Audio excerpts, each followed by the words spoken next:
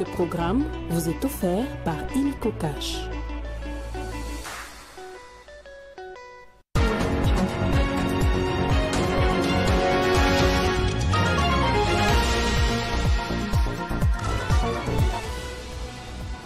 Situation humanitaire alarmante dans la province du Nord Kivu, principalement dans la ville de Goma. Le bilan s'est alourdi. L'Organisation des Nations Unies parle de près de 3000 morts. Aggravation de la situation sécuritaire dans la partie orientale du pays. Le chef de l'État a échangé avec le caucus des députés nationaux de l'Ituri. Ces élus ont été mandatés par le président de la République afin d'apaiser la population de cet espace. Aux États-Unis, Donald Trump a retiré son pays des instances de l'Organisation des Nations Unies, une mesure prise au regard de nombreuses décisions de certaines instances des Nations Unies qui démontrent un profond biais anti-américain, a déclaré Will Schaaf, conseiller du président américain. C'est l'heure du journal sur Télé 50. Madame, Messieurs, merci de nous rejoindre. Ouvrons avec les nouvelles de Goma. Près de 3000 morts dans la ville du Nord Kivu après les affrontements de la semaine dernière. D'après l'Agence des Nations Unies basée dans l'humanitaire OCHA, c'est le dernier bilan dramatique et encore provisoire. Les organisations humanitaires craignent des épidémies. Bounena Sidi Mohamed, directeur adjoint d'OCHA en RDC basé à Goma, a souligné qu'au moins 2000 corps ont déjà été enterrés par les communautés et selon les chiffres de l'OMS, il y a 900 corps qui sont toujours dans les morgues des hôpitaux de Goma. De nombreux corps en état de décomposition restent dans certaines zones, notamment à l'aéroport et à la prison de Goma. À l'Assemblée nationale, les élus poursuivent les travaux en plénière ce mercredi dans le cadre de la session extraordinaire sur la guerre dans l'Est du pays, ouverte hier mardi. Dans son lot des circonstances, le président de cette chambre basse du Parlement, Vital Kamerhe, avait affirmé que le chef de l'État veut négocier, mais pas pour vendre le pays. On écoute un extrait de son discours. Nous sommes ici réunis parce que le spectre de la guerre qui plane sur nous depuis 3 décennies sans conjuration menace de s'étendre toujours plus loin l'ombre de ses horaires et de ses crimes innommables. Honorables députés, chers collègues, comme je l'ai dit, nous sommes tous et toutes les soldats de la nation. À ce titre, chacun de nous doit prendre la mesure de cette tragédie et puiser dans ses ressources intellectuelles et morales ce qui est nécessaire pour qu'à l'issue de cette session, nous formulions à l'intention du chef de l'État et de notre peuple les recommandations les plus appropriées pour alimenter les volets politiques et diplomatiques du plan de sortie de crise. Ce que nous allons faire comme contribution sur le plan diplomatique, sur le plan politique, devra tenir compte des erreurs que nous avons commises dans le passé. Je voudrais insister sur le fait que nous, députés de la République démocratique du Congo, nous sommes profondément convaincus que nous vaincrons par tous les moyens, parce que tous sont prêts à faire le même sacrifice que les évêques évoqués si haut, les Mamadou Ndala, les Chirimwami, les Alexis, tous ceux qui, Baouma, tous ceux qui sont morts, Boudjamabe, les Wazalendo, nos forces armées. Je vous ai dit que nous devenons tous aujourd'hui des soldats. Ce pays de plus de 100 millions d'habitants, 2 345 000 km², c'est l'union sacrée des intelligences, de la sagesse que nous devons maintenant, en même temps que nous avons l'union du côté des forces politiques et sociales, nous devons mettre à profit en ce moment pour donner au président de la République une contribution constructive pour que nous gagnions cette guerre sur le plan diplomatique et sur le plan politique. Et au Sénat, le président Samalou Kondé, lors de l'ouverture de la session extraordinaire au sujet de l'agression rwandaise, proposait la mise en place d'une commission mixte Assemblée nationale-Sénat en vue de proposer des stratégies diplomatiques et politiques. Dans son mot d'entame de cette session extraordinaire, le président du Sénat a souligné que la situation qui prévaut à l'est de la République démocratique du Congo, caractérisée par l'occupation d'une partie de son territoire par le Rwanda, sous couvert de ce supplétif du M23 AFC, commande à ce que le gouvernement joue pleinement son rôle pour des solutions idoines. Jean-Michel Samalou Kondé a salué par ailleurs la mémoire de toutes les victimes tombées sous la barbarie du Rwanda et ce supplétif dans la ville de Goma, tout en condamnant ce qu'il qualifie des actes ignobles, violant la souveraineté de la République démocratique du Congo et la passivité de la communauté internationale. Il note que depuis l'aggravation de la situation, le Sénat a entrepris un certain nombre d'actions allant dans le sens de réfléchir sur les voies et moyens pouvant permettre de juguler cette crise. S'étant approprié l'appel à la mobilisation générale lancé par le chef de l'État lors de son adresse à la nation le 29 janvier 2025, Samalou Kondé engage les sénateurs à ne ménager aucun effort pour que les travaux de cette session puissent réellement contribuer aux stratégies de sortie des crises. Nous tous, collectivement comme nation, et chacun de nous, de manière singulière, quelle que soit sa province ou son bord politique, est affecté dans son corps et dans son âme par cette situation sécuritaire aggravée et ses conséquences funestes. Cet atelier d'échange a permis à ce sujet, Samalou Kondé a annoncé la mise sur pied d'une commission mixte Assemblée nationale-Sénat pour réfléchir sur les stratégies diplomatiques et politiques de sortie des crises. Du côté du Sénat, cette commission comprend le membre de commission défense et sécurité, relations extérieures et socio-culturelles, ainsi que genre et famille. Elle fera rapport respectivement aux assemblées plénières. Le président du Sénat a invité tous sénateurs qui le désirent à prendre part aux travaux de cette commission. Signalons que la suite des travaux de cette plénière inaugurale de la session extraordinaire s'est déroulée à huis clos, ce après une motion de la sénatrice Vicky Katoumoua. Après les députés du Nord et Sud Kivu, les élus de l'Ituri ont aussi rencontré le président de la République, Félix Tshisekedi, pour lui exprimer leur soutien par rapport à la crise sécuritaire dans la province voisine du Nord Kivu. À l'occasion, plusieurs recommandations en vue de bouter dehors les terroristes du M23 ont été prises. Nous sommes en ligne avec les députés Paul Babangou, élu du Rumo, pour en parler. Hier, le chef de l'État, le président de la République, Félix Antoine Tshisekedi Tshilombo, nous avait reçus dans le cadre du caucus des parlementaires de l'Ituri.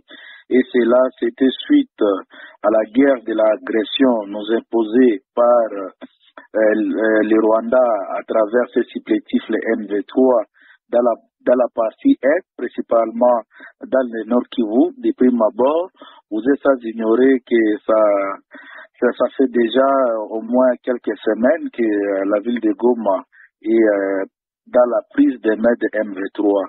Alors, à la prévision de cette guerre d'agression qui se manifeste déjà dans la province de Nord Kivu, le chef de l'État nous avait déjà appelé en amont, nous, les députés de la province de l'Ituri, à travers notre caucus, comme faiseurs d'opinion au niveau de cette province, que nous puissions créer un bloc derrière nos forces armées de défense et derrière sa vision pour que cette guerre d'agression de M23 à travers les supplétifs M23 via leur patron, les Rwanda, que ça ne puisse pas atteindre notre province et que nous puissions sensibiliser aussi les groupes armés favorables à la République démocratique du Congo d'adhérer au processus de RAD, c'est-à-dire les Wazalendo, pour s'aligner derrière notre armée et barrer la route à l'agression que nous impose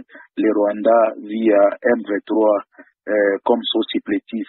Il était aussi question de décourager les fils et les filles de l'Ituri qui ne puissent pas adhérer à la philosophie de M23 dans la mesure où Corneille Nanga et les autres sont en train de faire des sollicitations dans la province de l'Ituri et dans toute la partie Est pour que certains des leaders puissent adhérer à leur philosophie, à chercher à diviser nos communautés pour qu'ils puissent pénétrer notre province et commettre leur forfaiture dans le but de piller nos richesses comme ça a été le cas des années 1999.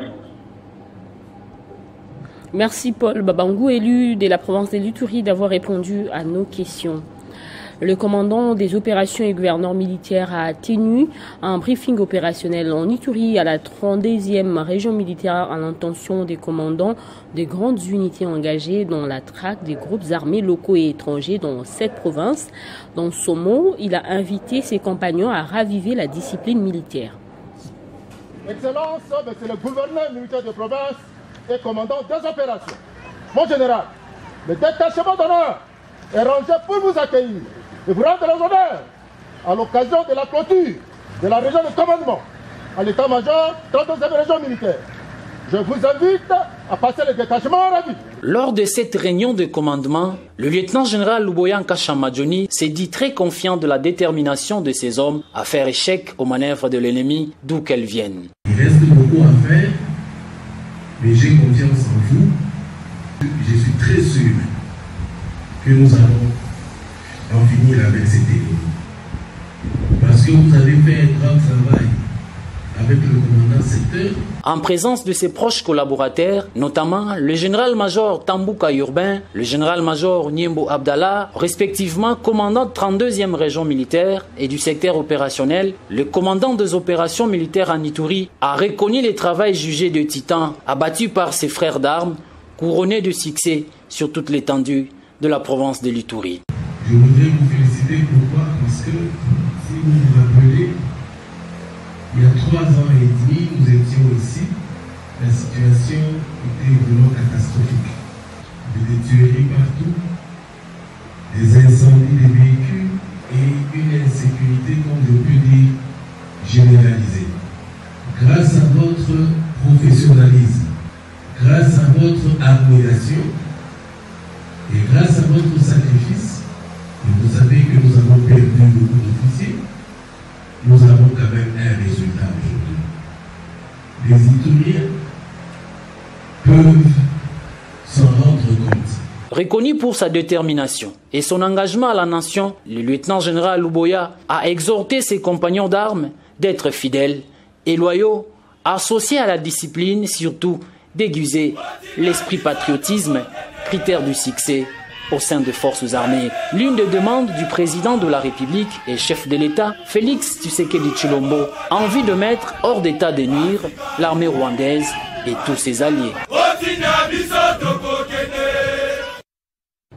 En bref et en images, plus ou moins 200 Congolais résidant dans la ville de Pretoria ont manifesté hier devant une délégation de l'Union européenne dans la capitale sud-africaine pour réclamer des sanctions européennes contre Paul Kagame et le Rwanda qui soutiennent les rebelles du M23 dans la guerre de Goma.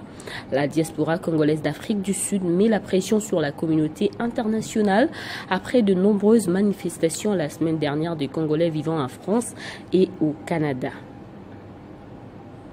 Dialogue national, après avoir échangé avec le chef de l'État, les religieux ont rencontré l'opposant Martin Fayulu à Kinshasa. La SENCO et l'ECC ont présenté au président de l'ECID leur projet visant à sortir les pays de la crise sécuritaire. La rencontre entre ces personnalités autour de la patrie a eu lieu ce mardi à Kinshasa, à Faden House, dans la commune de la Gombe. C'est une deuxième étape de la série de consultations menées auprès des acteurs politiques et sociaux afin de poser les bases d'un pacte social pour la paix et les bien vivre ensemble. Démarche entamée par l'Église catholique et protestante sur la nécessité de renforcer la cohésion nationale en République démocratique du Congo. Les consultations est une approche qui nous prépare justement au pacte, parce qu'il faut dire le pacte lui-même n'est pas encore conçu. Ce que nous avons présenté, c'est la feuille de route qui donne justement la lumière sur les voies à emprunter pour arriver à ce pacte. Quand nous parlons de pacte social, c'est-à-dire des engagements collectifs que nous devons prendre, soit pour révisiter notre pacte républicain, le compléter dans le sens de rendre assez fort notre engagement collectif pour que finalement nous arrivions à notre destin commun. Selon la délégation représentée par Monseigneur Donatien Cholet de la Synco et les révérends Éric Nsenga de l'ECC, Martin Fayulu, l'un des principaux opposants politiques à Félix Tshisekedi, a accueilli avec intérêt l'initiative. Il a accueilli avec intérêt, il a fait des observations des fonds et des contributions et donc nous sommes sortis ici avec un consensus clair sur l'intérêt qu'il y a à construire la cohésion nationale. Et comme vous le savez, qu'il a pendant très longtemps lui-même aussi contribué et lutté pour que nous arrivions à cette cohésion nationale. La conférence épiscopale nationale du Congo Synco et l'église du Christ au Congo ECC ont démarré les consultations le lundi 3 février à travers les échanges avec le président de la République Félix-Antoine Tshisekedi Tshilombo. En international, après l'Organisation mondiale de la santé, les États-Unis se retirent également du Conseil des droits de l'homme de l'ONU, une décision prise par le président américain Donald Trump dans un décret rendu public. Donald Trump a signé un décret exécutif visant à retirer les États-Unis du Conseil des droits de l'homme de l'ONU, une instance dont le pays n'est pas membre mais seulement observateur.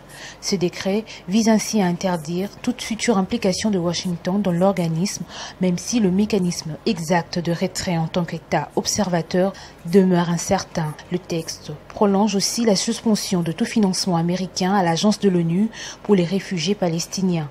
Les États-Unis et plusieurs autres pays avaient suspendu leur contribution financière à l'agence palestinienne après des accusations d'Israël en janvier 2024, affirmant que certains employés de l'organisation avaient participé aux attaques du Hamas du 7 octobre 2023. Le texte a été décidé au regard de nombreuses mesures prises par un certain nombre d'instances des Nations Unies qui démontrent un profond biais anti-américain, a déclaré Will Scarf, conseiller de Donald Trump, au moment de présenter le document au président américain pour sa signature. Dès son investiture le 20 janvier, le président américain Donald Trump a suspendu l'aide étrangère pour 3 mois, le temps d'un réexamen complet de celle-ci, notamment pour traquer le programme favorisant la diversité ou l'avortement. Il avait aussi signé un décret exécutif visant à retirer les États-Unis de l'Organisation mondiale de la santé, un organisme qu'il avait par le passé vivement critiqué pour sa gestion de la pandémie de Covid-19. Place au rappel des titres.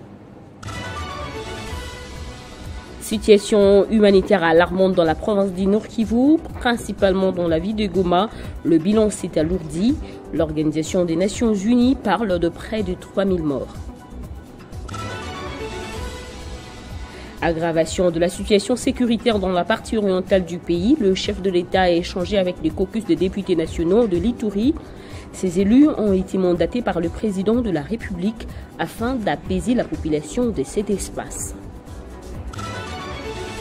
Aux États-Unis, Donald Trump a retiré son pays des instances de l'Organisation des Nations Unies, une mesure prise au regard de nombreuses décisions de certaines instances des Nations Unies qui démontrent un profond biais anti-américain, a déclaré Will Scarf, conseiller du président américain. Dans un instant, on va prendre la revue de presse.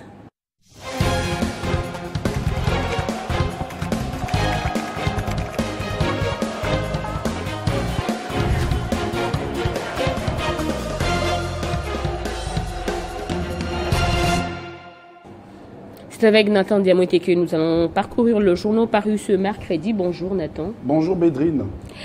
À la une de journaux paru ce mercredi, guerre dans l'Est, le Parlement s'active maintenant.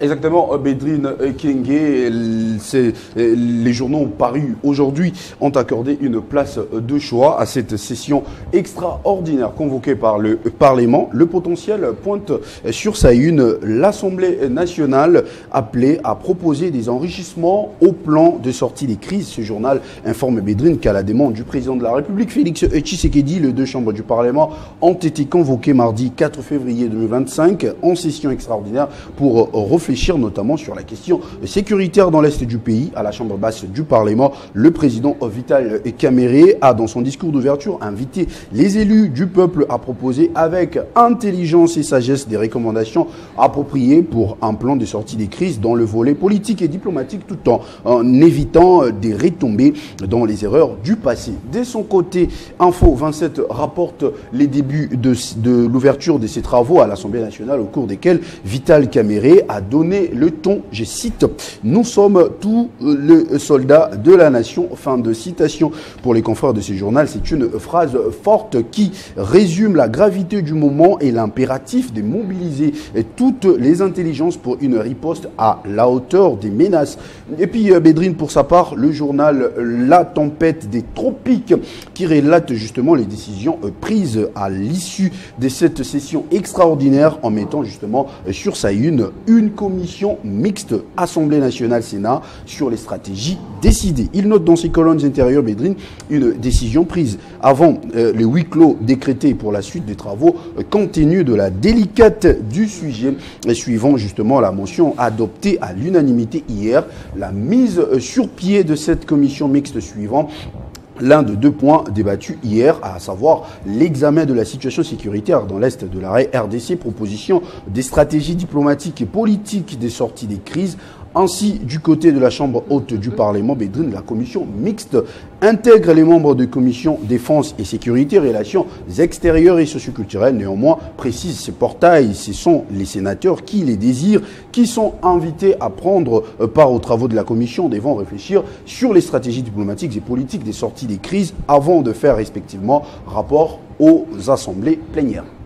Un autre sujet à lire dans la presse, c'est en rapport avec le dialogue national, la SENCO et les CC en pleine tournée en interne. Effectivement, Bédrine, nous retrouvons cette information à la une du média en ligne wise.cd qui écrit justement Est de la RDC, le sommet conjoint EAC-SADC fixé du 7 au 8 février à Dar es Salaam, justement, pour ce média, Bédrine, les deux présidents impliqués au conflit frontalier, Paul Kagame, président rwandais, et Félix Tshisekedi de la RDC, participeront à ces sommets conjoints convoqués pour la situation sécuritaire dans l'Est de la RDC, marquée par l'intensification des combats entre les forces armées de la RDC et les forces armées rwandaises soutenues par les supplétifs du M23 AFC, tout en rappelant les affrontements entre les FARDC et les rebelles du M23 soutenus par le Rwanda qui continuent d'exposer la population à l'insécurité alimentaire et orchestrer plusieurs dégâts, notamment des pertes en vie humaine, des violations de droits de l'homme et des pillages de ressources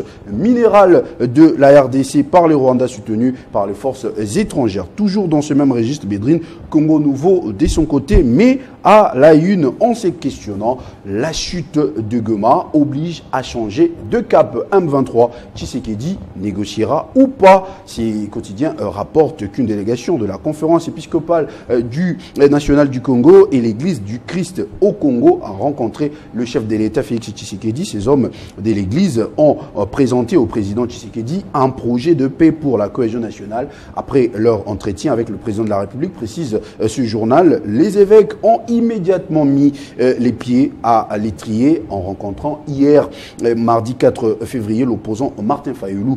Pour EcoNews, si Martin Fayoulou a réitéré son engagement en faveur du dialogue, il exige des garanties, des transparences et des sincérités de la part du pouvoir en place.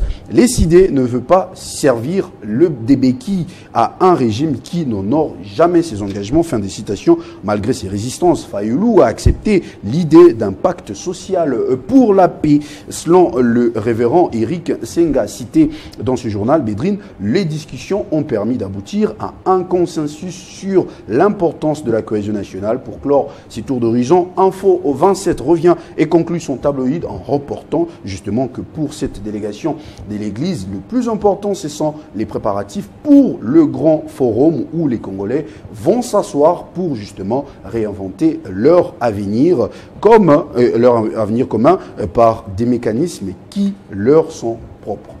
Merci Nathan pour cette sélection. C'est moi que vous remercie, Bédrine. À vous tous également, merci de votre fidélité. Ce journal est complètement terminé.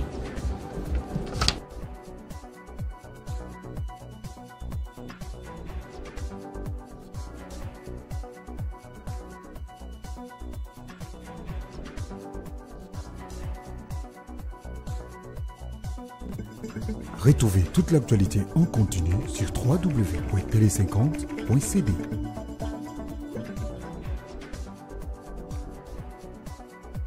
Ce programme vous a été offert par Illico Cash.